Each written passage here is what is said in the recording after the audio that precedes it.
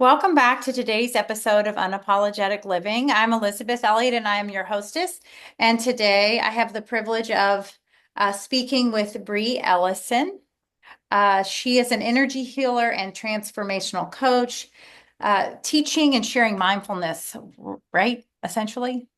Yeah, absolutely. And you live in Orange County, California. And I don't know how I found you. I'm sure it had something to do with mindfulness and Yeah.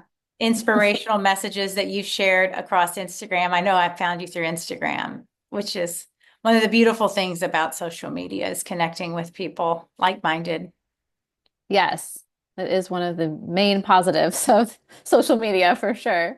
Yeah. So what brought you to this space in your life to teach mindfulness? And maybe it's something that you've been doing all along. But So, yeah. yeah, actually I started my career in fashion, the early years of my career. And then when I was pregnant with my first, I got really into what am I putting into my body? I was reading about natural birth, and it really just sort of changed the trajectory of my life. And that was about 10 years ago, 11 years ago that I was pregnant. And so I went back to school to the Institute of Integrative Nutrition and became a health coach. And I was really passionate about, focusing on nutrition and how it relates to disease. And when I opened up my practice about 6 years ago, I realized that no matter how healthy your diet was, if you did not have a way to manage your stress, like you would never be in optimal health. And so I found even in like a clinical setting, because I had partnered with a functional medicine doctor's office and I was seeing her patients who were going over their blood work. And once we got their diet on track, it was still coming back to that. Well, I'm still so stressed and I'm so anxious. And so I really after a couple years, I decided to kind of shift my focus. And because there are so many health coaches out there. I think you can find really good information on nutrition. And so I found that the things people needed most was simple ways to manage their everyday stress. And so I've kind of shifted my focus to more of mindfulness and then energy healing. Yeah, I know that I went through a program called oh my goodness. Yeah, I don't even know if it's still in existence. And the whole institute of I forget, and then and have been in the School of Applied Functional Medicine now for a little while. And I mean, that's the message underlying if you want to Yeah, reach results. If you aren't dealing with your stress, stress is really at the root of all dis-ease. absolutely. And it's like the one thing people kind of forget about, I think. They're like, oh, I don't have time for that. I don't have time to meditate, or I don't have time for breath work, you know? Yeah, and and they don't have time, but and I think they also underestimate the amount of stress they are under. Yeah, for I mean, sure. I know I do. Even by knowing all the things that I know, I still can underestimate the amount of stress that I'm under just the day to day. And it'll hit me, in a night where I end up awake in the middle of the night with ruminating thoughts. Yes. Yeah, it's like having too many computer screen, too many, tabs open in your brain. You're like, I just want to shut these down. Yeah, and I know I bring in tools sometimes in the middle of the night, just usually trying to focus on my breath, or I'll find a mantra or some sort of like you can calm down, whatever little message I need in the middle of the night. Eventually, I'll get back to sleep, and those things will pop back in my brain. No, come on, you're going this way. And so so yeah, so you teach this. Yes. So I really focus on a combination of, breath work, journaling, meditation, and have people like play around with it. Like if meditating in silence is not what you want, then put some music on or walk your dog. Like it doesn't have to look a certain way. And I think people have this like stigma around meditation where it's like, I need to be sitting on the mountaintop for 60 minutes in silence. And it's like, no, there's a lot of different ways that you can have a meditative practice, but it's really about just finding stillness so that your thoughts can actually come through. And another thing I hear, I just can't. I don't know how. And that's just, it's a practice. Yes, I hear that a lot. I mean, I have some people are so resistant to give it a try. Like they're just like, I can't. And I'm like, you can. You just have to like get your ego out of the way and just allow yourself to just be. But I think we're in a society of celebrating being busy. And it's like everybody's just so used to like being on this hamster wheel. And it's like the idea of actually stopping and maybe even actually being able to like connect with your inner wisdom and like actually like how do I feel? Like the check-in, I think is scary for people because I think some people are just they're kind of mindlessly going through life. And to actually stop and check in with themselves is a bit scary. They haven't done that in a long time. Yeah, it's easier to distract with a whole slew of different ta you know, well, I mean, there's multiple ways to distract. We just Yes. we just did a bone broth fast, a 100-hour bone broth fast, Oh, and nice. we quit eating. And, with not eating, we had time, a lot more time, because we didn't spend hardly any time in the kitchen. We weren't prepping. We weren't emptying dishwashers or loading them. We were not cooking. We were not eating. And then we were not cleaning up. That's a lot of extra time. And we were Oh, yeah. like looking at each other. What do we do? We've got a lot more time, and we figured it out. But, on the same token, you also start to think about, okay, whoa, oh, I would have gone to get that to eat right now. And it's another opportunity to like check in. Would I would I really have been hungry? Yeah. When you go 5 days without food, you realize, oh, I might eat when I don't necessarily need to, just to distract or numb. That's where I was going with that. And we don't realize Yeah. how easy it is to do, and so that we don't have to feel. Yeah. Okay, so you mentioned being an integrative health coach and then bringing it back to, understanding that people were not reaching their results without finding some way to relieve or manage their stress. Yeah. I just kept finding that in my coaching, it was like I was constantly coming back to that piece. Like that was the missing piece in most people's lifestyle that needed to change. So is mindfulness something that you had already integrated into your life, or did you seek that out after you realized like this was such a missing I element? started my mindfulness practice, I think, when my daughter was about 2. And I was pregnant with my second, and I was like, I need some space for just me. And so I started journaling, and then I would find like little pockets of the day, like when she was napping, to have quiet space for breath work. And I got, more and more into that. And then I went and got certified in Reiki. Like I just kind of, it's like it organically took me down this other direction of energy healing and breath work and all these modalities that you can really like keep in your toolbox that I didn't have, but I found so beneficial as like a new mom. And you would just take this time. What does that mindfulness? I don't, I kind of, and I don't really at the same time almost see them through different lenses. Mindfulness may be more palatable than meditation. Yeah, and then I think that's why I call it mindfulness because it's a combination of things and I think each person can personalize it to what works best for them. Like for me, journaling is one of the greatest ways that I do my meditation. Is just like a free write of anything and almost asking questions, getting answers.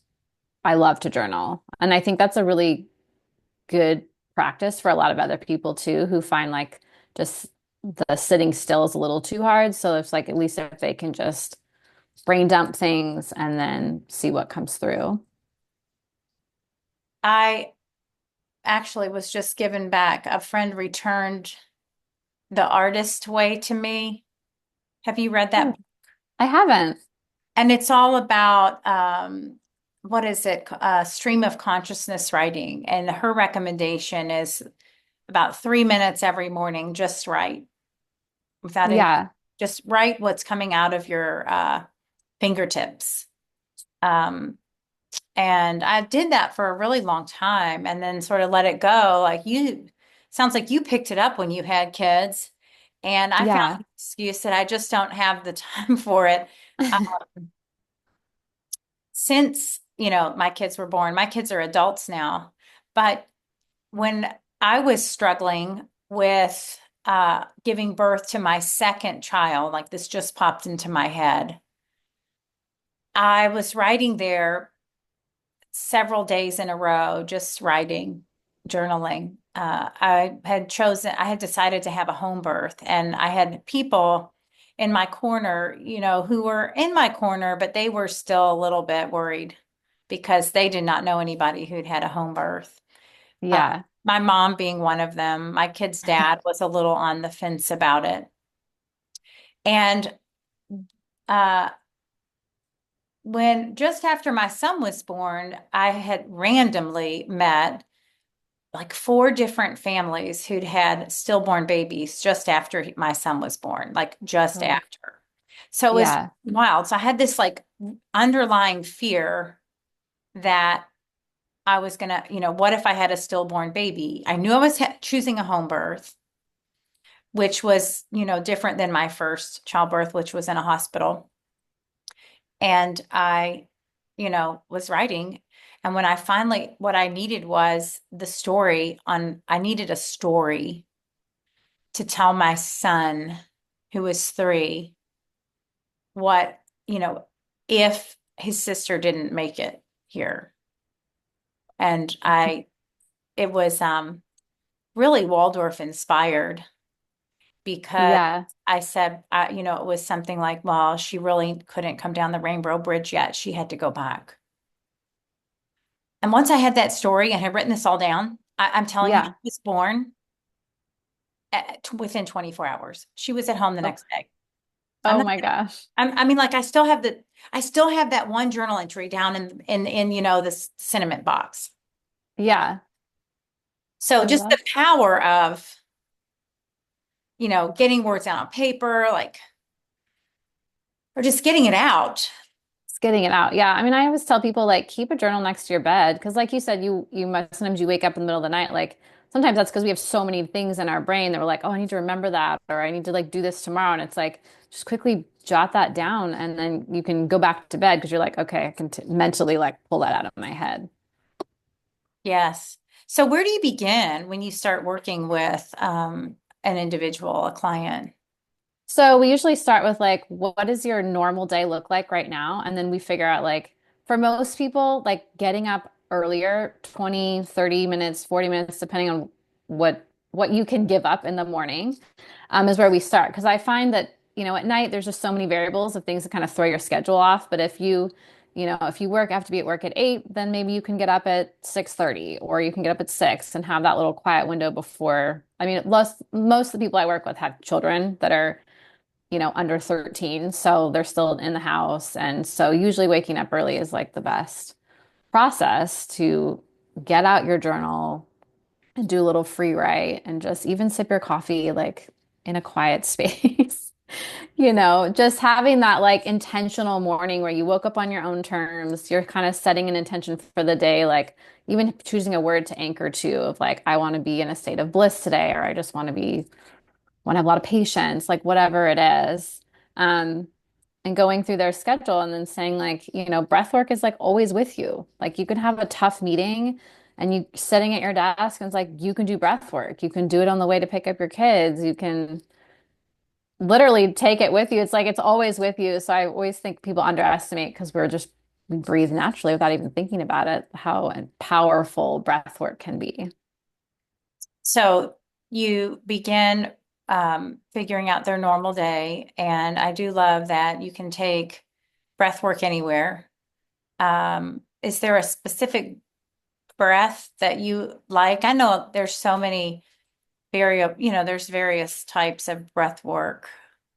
I usually teach people like three simple ones, like either box breathing or like the 4-7-8 technique, where you're like breathing in for 4, holding for 7, and breathing out for 8.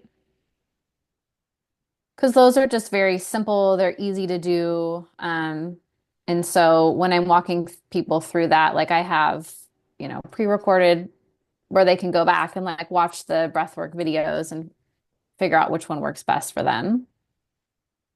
And then, all right, so the box breathing and then the 4-7-8. Did you mention another one? Sometimes we'll do just like breathing in for 3, out for 3, like just Mm. And although do you, I prefer the other two. and is that through the nose or through the mouth?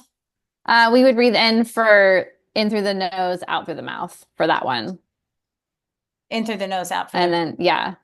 And then the mouth. other ones, like you can breathe in through the nose and out through the nose if you want for like 4-7-8. Mm-hmm. And then box breathing, I would do the same.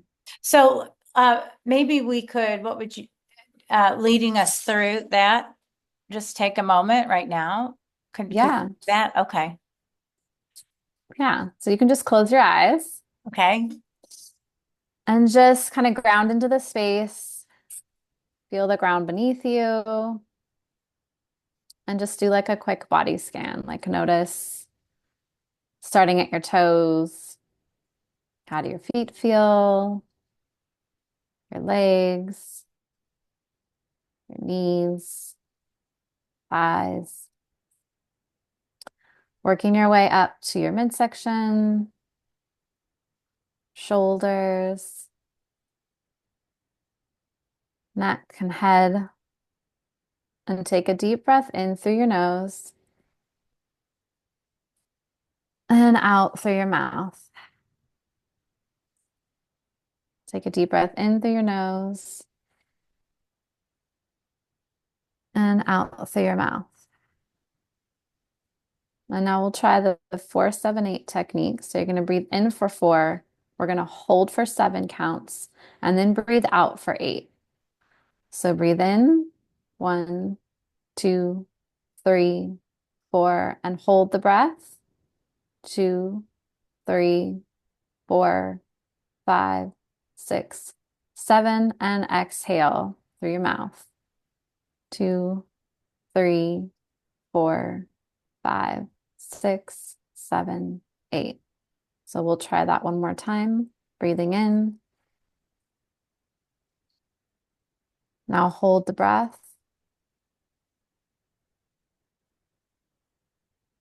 and exhale.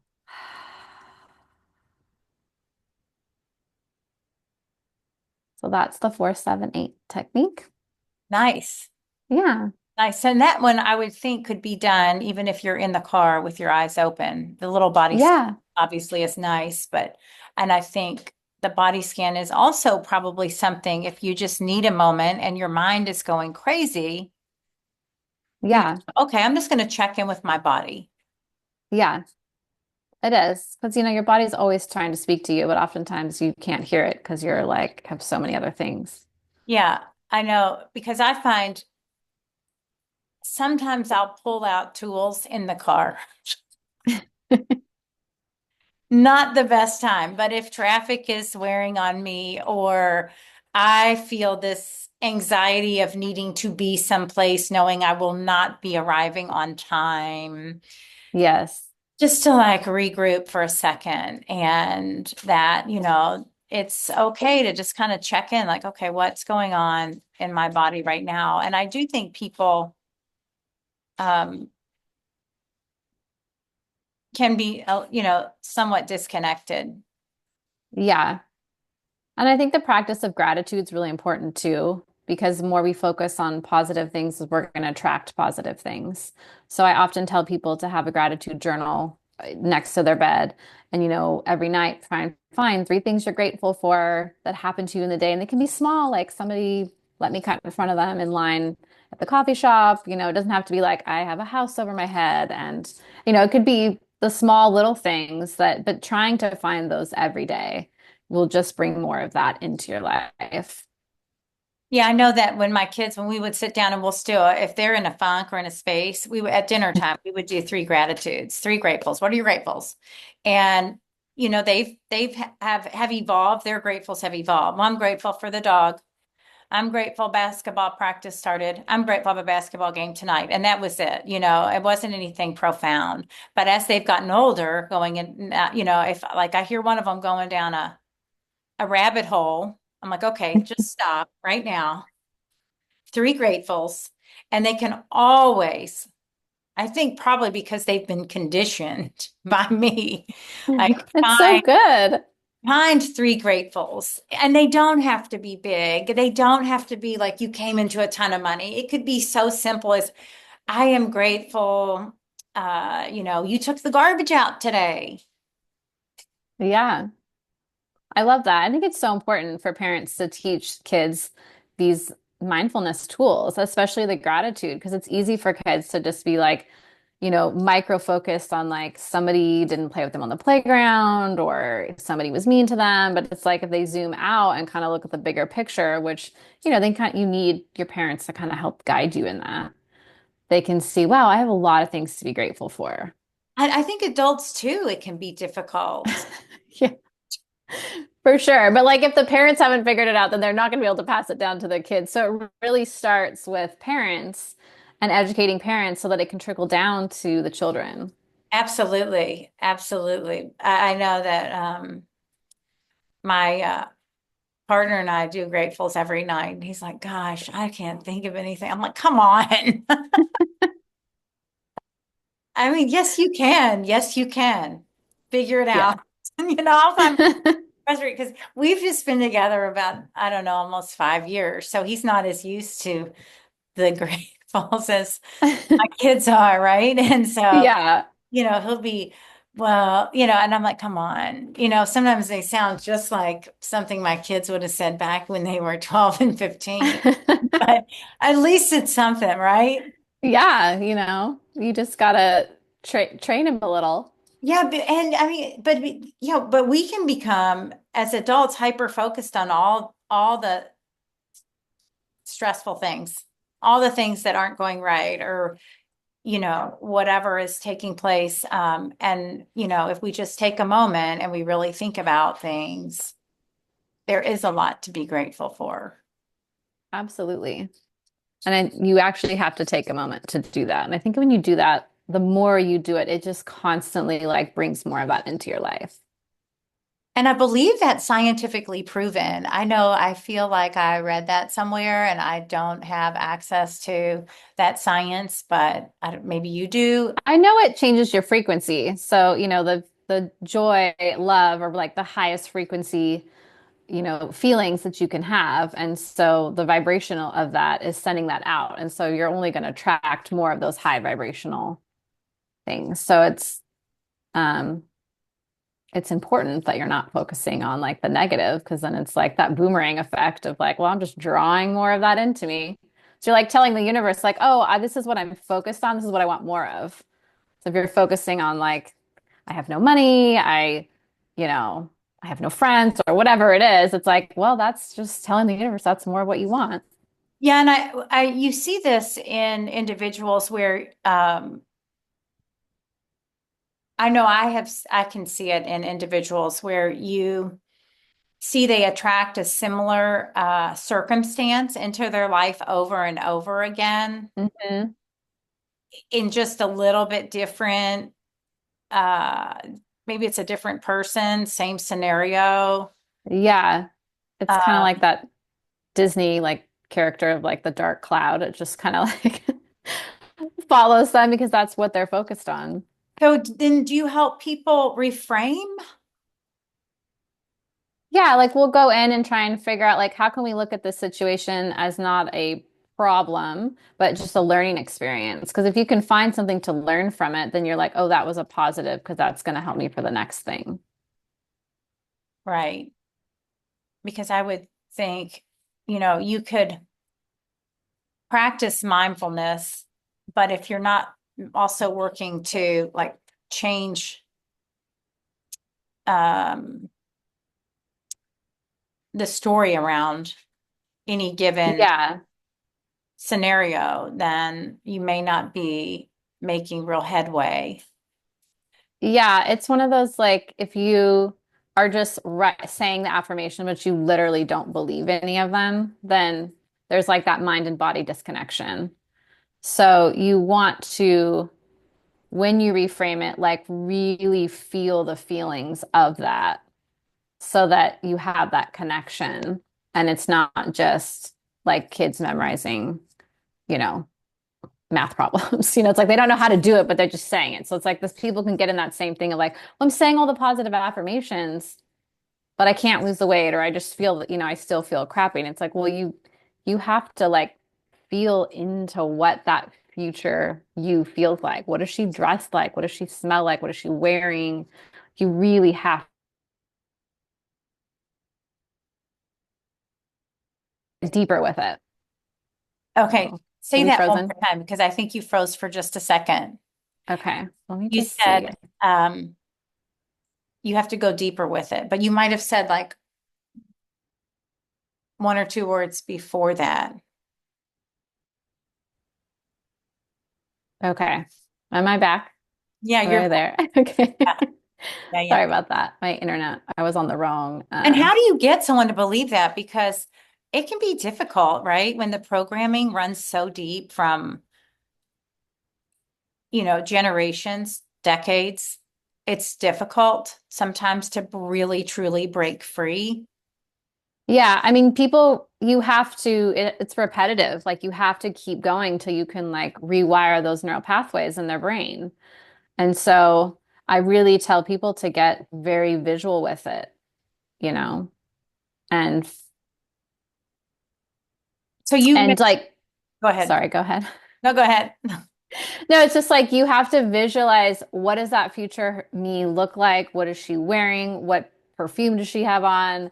What does her day look like? Like you really have to close your eyes and see that future self of whatever it is that you want to change, whether it's losing weight, getting a new career, finding a soulmate, whatever that is. But you have to like truly feel all five senses into that. And you have to do it every day and give yourself grace too, because you might not feel it on day one. You might not feel it on day 10, but maybe by day 30, you're like, all right, like I'm starting to feel like her, that future self.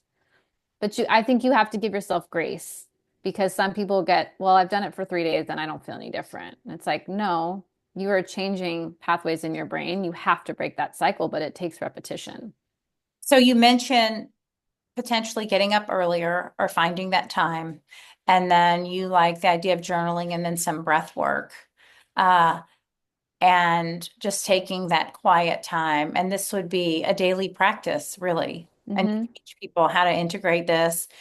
Do you help them make shifts? Okay, I tried journaling. I don't like journaling. What's next? What do you have next for me, right? Is it a set program? Do you work with, I assume you work with people maybe virtually and in person. I don't, Yeah, so I do all virtual for all of my coaching. I have a course called Rise in Line, and it's a membership. And so in this membership, they get all the foundational tools of all the different breath work, journaling prompts, and really teaching you everything about like a simple mindfulness practice. And then from there, you get to hop on like coaching calls every other week. We have live guided meditations. We have a community where everybody kind of gathers together. So it's not just you kind of by yourself. It's like you get to hop on and say, hey, I'm struggling with this. Like, what else can we do? Or what is everyone else doing? And how are they feeling? Or, it's community, it's accountability. It's a little bit of everything. It's not like because I've taken some courses where you take them and they're self-led, and then you're like, cool, I kind of wish I could have like talked to somebody about this. And so I wanted to create something that did have those foundational tools that people can walk through, and then they can come on and say, hey, this is what I'm experiencing right now. Like, what would you suggest? yeah, I think a community support is always beneficial. Yes. because I know when I've been in past communities, bouncing ideas off others, this has worked, this hasn't, and just tiny little shifts can make the biggest difference. And they might not be ideas that came to you. We all are intuitive beings, but my inspiration, with something that worked for me may not be the same as something that's worked for you. And um, or somebody in the community, I don't want to say better understands or heard it and can just say something just with slightly different words, and all of a sudden the light bulb is like ding, ding, ding, ding, ding, and you get it. Yeah. And I love that too, especially like sometimes you just don't know the question to ask, but someone will also ask it and you're like, oh, like I never thought of it like that. So So just hearing other people is really nice. so you don't think you got to sit you said mountaintop, but do you find that you do, like, you, as you mentioned, sitting in a particular position. I literally just said to my partner last night, because we did our first podcast together on the bone broth cleanse. I'm like, let's meditate for 10 minutes every day for 30 days and share our experience. He's like, 10 minutes? That's just one more 10-minute thing you want me to do. I was like, it's 10 minutes, Joe, 10 minutes. I'm like, he goes, maybe we should just start with two. What is 2 minutes? Could barely get through breath work in 2 minutes. And so he's like, well, you've got these other 10-minute things you want me doing. I have like one 7-minute thing in the morning that we do, and then one 10-minute thing at night. I'm like, it's 27 minutes of our day. That's it. But you instantly heard that wall of resistance Yeah. for whatever reason, right? I don't really know the why, Yeah. because the overall time out of 24 hours isn't that much when you think about it. No, for sure. I mean, I think that's why when people are like, I don't have time, like you have time. I promise you, you scroll on your phone mindlessly for hours a day, even though you don't realize it. Like you can start with 10 minutes. I always tell people, just start with 10. And then if you can make it to 15, great. If you can make it to 20, maybe you'll decide you want to do 30 minutes, and you break it up like 5 minutes of breath work, 5 minutes of journaling, and 5 minutes of just kind of listening to a song or watching the birds, like whatever it is. Yeah. Yeah, just fit it in. And I think if one can integrate it, and you may find that your clients uh, have said it, once they integrate it, like their whole day becomes better. Yeah, they have a lot more patience. They find that like they're not triggered as much at work, like in stressful situations, because their nervous system is just calmer. I mean, I might even think they have more time. Yeah. Like, you just take this time, you'll end up with more time. Yeah. Well, and I think you end up with a lot of clarity. And I think a lot of us feel we're so disconnected from nature because we spend all day in an office and then no one's, taking off their shoes and grounding to the earth. Like they're missing so many practices that, centuries before us were like our ancestors were doing all of those things. And so I think this, when you're journaling, especially, is such a great way to get clarity on things in your life because it gives you a space to really like check in and see Now, what your am I. your program is, did you say Rise and It's Align? called Rise and Align. It's a membership. So you get like you get 3 months and then it auto renews if you would like for as many months as you want coaching and accountability and support. Now, in there, do you touch on at all some of the other health practices? I know you just mentioned grounding and getting out in nature. Do you talk about nutrition, or and the importance of choosing, making other healthy lifestyle choices because you have that knowledge? Yeah, so I do have a separate, like specific program that's just for nutrition. But in there, I do talk about like grounding and I talk about like setting up like a sacred space, like somewhere that you know, like this is my zone when I'm sitting in this area of the house, this little corner, like this is my calm, like Zen zone. And then we go like each month we kind of have a deep dive into different topics. So we'll talk about, mindset. Some months we kind of it's a bit community led, like where is everybody feeling like we want to kind of go next month into this. And so we'll have like a deep dive topic into something else. And this is all part of the community in these live calls. Yes.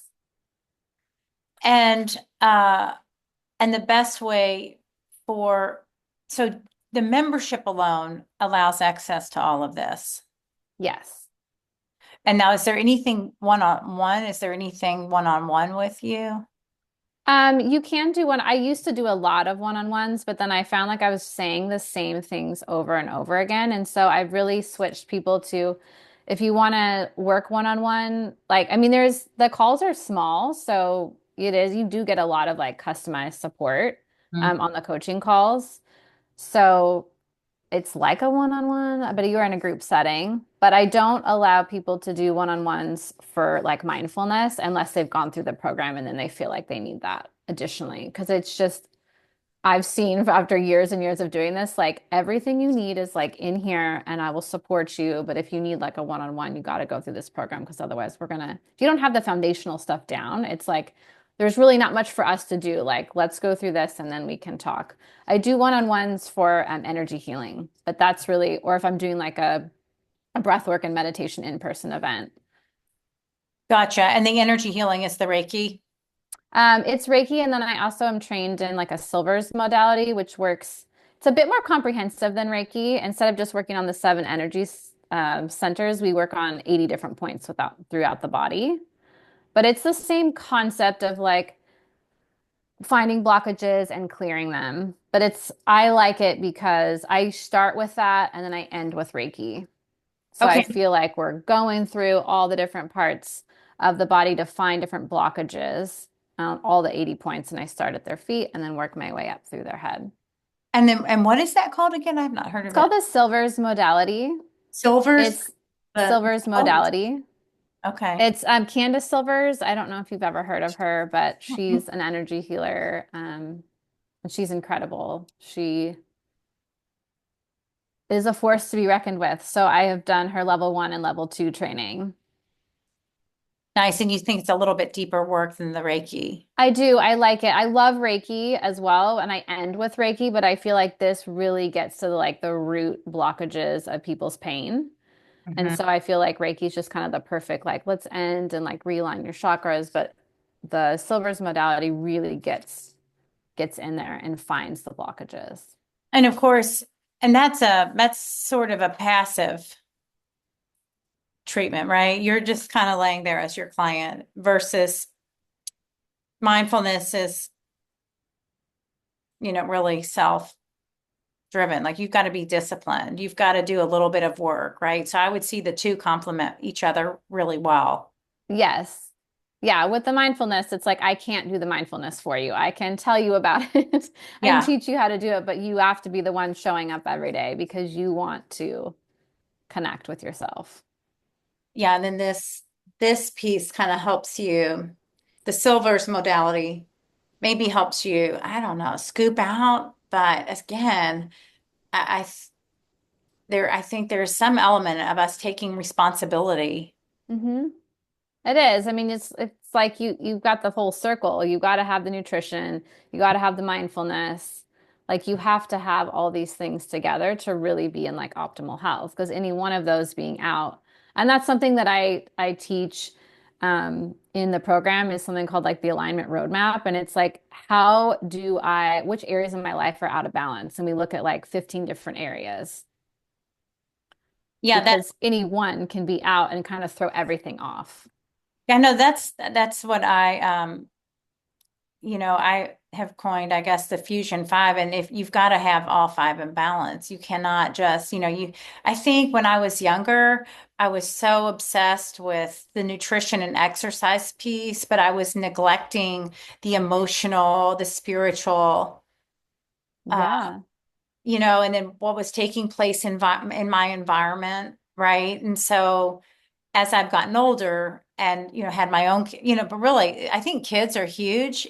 I know not everybody has them, but they definitely shine a light on areas where maybe you need to refocus. Like I thought I was doing really well with nutrition.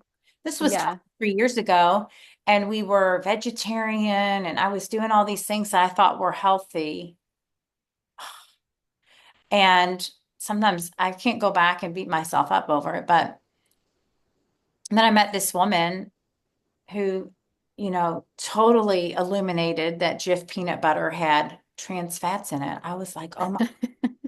And that changed my whole world. I mean, I remember that woman's name. I was in a Waldorf school. I was like, holy moly, I got to change the way I'm doing things. And Yeah. um, so things, but I was hyper focused on that and then like not necessarily even considering the rest. Or you have someone who is this avid exerciser, Hmm.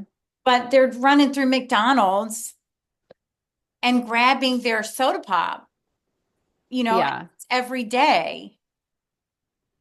So again, super lean, maybe great runner and triathlete, but on the inside, so I hear you, you really do. And so I think that finding that balance is just key. It is. And I think we all kind of like we're always learning, right? We're human. We're here to have this like human experience. And the fact that you didn't know those things back then, it's like we can't beat yourself up about it. Maybe you weren't ready to know some of those things, you know? It's like we get little like breadcrumbs and we just keep growing and growing and growing and we're Yeah, doing our best. that's right. We're all doing our best. And just taking the time to be mindful or journal, as you said, helps develop that clarity to just have more information or Hmm. intuitive insight. I hate to say information, but then you can more clearly discern Yeah. what resonates for you and not all this other stuff, what society thinks, or this, all these things that are out external. Yes. And I think everybody wants to connect to their intuition, but they sometimes don't know how to access it. So journaling is such a great way to access your intuition. Yeah, I agree. So, I want to ask you a question, and I want all of your links will be in the show notes. But if you had one piece of wisdom for living your unapologetic life, that's the name, right, of my podcast. Uh, and I want, yeah, just what you might share with someone so that they can live their most unapologetic life. My one piece of advice would be to always trust yourself because never second guess yourself because you truly know the right answer. And we like to second guess ourselves, but always trust that initial gut response because it will guide you in the right direction. I love that. I agree with you.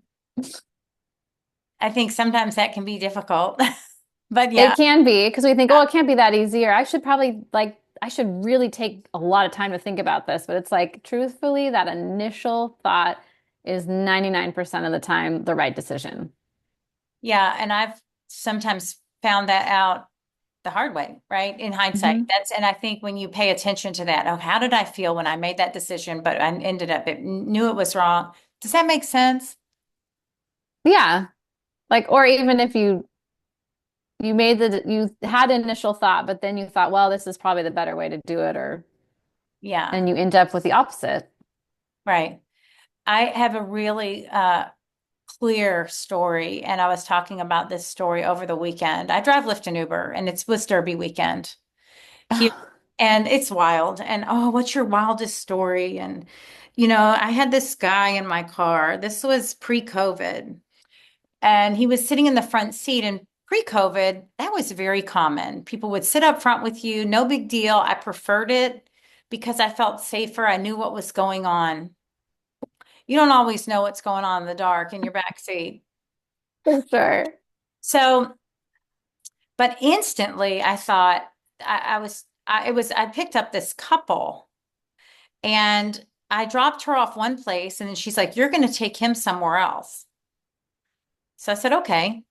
Well, I dropped, so like there was, while they were in the car together, things were not, there was this tension that was so thick you could cut it with a knife. I'm like, oh gosh, I hope this guy's getting out with her. Well, he Yeah. wasn't. And I dropped her off and I'm like, oh, he's still going over to Indiana. That's right across the river here. It's not that far, but I'm not from there and I don't know Indiana that well. I was like, okay, what am I going to do? I've already got them in my car. I dropped her off. So I literally thought in that moment, I knew enough. I knew the bridge. I was going to cross a bridge. I knew I was going down a pretty well lit street. I had already planned my getaway. I'm not kidding. Oh my And gosh. I still drove him. I'm like, Elizabeth, I hear this whole dialogue Yeah. in my head. You are being ridiculous. Quit being paranoid. You have driven so many people. Nothing has ever happened. Just take him over there. So we conversate all the way over there, and it was getting weird. And it was, are you married? Well, I wasn't married. Yeah, I'm married, happily, thrilled. Yes, we're blissfully in love. All these things. I'm like getting weirder. And I'm like, holy shit. I am getting a little freaked out. And then I turned left. I'm like, okay, we got a half a mile to go. And as soon as I turned left off this main, like well-lit street, it was a little bit darker back into this neighborhood. He put his hand on my thigh. Oh my gosh. And I was like, oh my gosh. And I slammed the car into park. I mean, my heart is racing. My phone was mounted on the dash by the air conditioning. And I opened my driver's side door and I thought, okay, here's my arm. He's right next to me. If I go for my phone, I'm afraid he might take my arm. I don't know. And I said, you need to get the fuck out of my car. And why? Because you don't get to put your hand on my thigh and stay in my car. Yeah. And I just thank God that he got out. He got out. I shut the doors. I locked myself in the car and I drove home. And I just thought the next time that I have planned my getaway route, I'm not going. No. If there's like so much as any indication that you're weird, Yeah. I'm not taking you. Yeah. And so you really have to listen. And then you also have to tune out that mind or that person, I don't know, who's saying, quit being so paranoid. You're being ridiculous. When in reality, right? So you can hear this little dialogue and you have to, I think the mindfulness comes in. So Yeah. you can tune that shit out and without a shadow of a Yes. doubt that this is the correct answer for me or you or whatever, right? Yeah. 100%. I'm glad that ended there and it didn't go any further. I mean, I was like, oh my gosh, where's this going? Like, I'm on my suspense here. I mean, it did end well, but I remember that internal dialogue so clearly. Oh, for sure. And if you aren't clear, like if I'd been really certain, I would have never kept that guy in my car at all. Yeah. And and I think that's where mindfulness and meditation can help you really figure out, Yeah. right, and get in touch with that divine wisdom that we all It have. is. And it's a relationship. You got to build it. You got to, and it gets stronger the more you keep working with it. Yeah, absolutely. Yeah.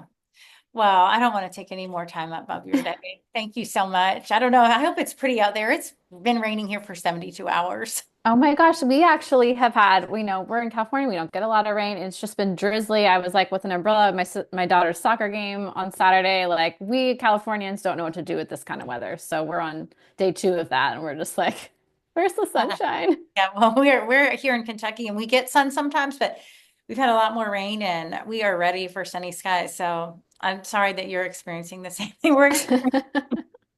That's okay. It was so nice to be here with you. I really had fun today. Yeah, likewise. Thank you so much for joining me. Yes. All right, and Have a be good sure to rest of your. find all of Bree's information in the show notes. I'll include all of that. Okay, awesome. Okay, thanks. Bye.